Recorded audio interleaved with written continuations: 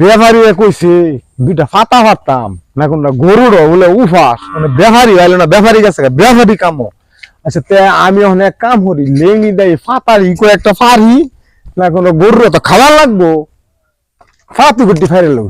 আসসালামু আলাইকুম। আমনে জানতে দিই কাম ফাতা ভাই শুনুন, হ্যাঁ আমি কি কইছি আপনি শুনুন।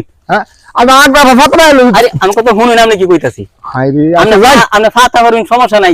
আমি সেরামালি না দিলে গুনাহগার আমি।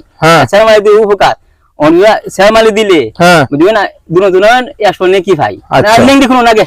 হ্যাঁ হাই রে ফাতা আরে আমি লিঙ্ক দিয়ে খুলতে নিলাম।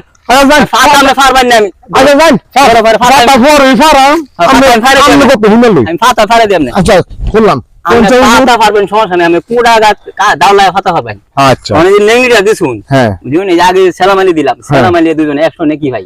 হ্যাঁ বুঝুন, আর এই যে আমি লিঙ্গি দিছুন, লিঙ্গি দোকানে কি হয় জানুন, আরো কাপড় তুলো গুণাগার কবিরা গুণা, এই গুণা আল্লাহ মাফ দিত না।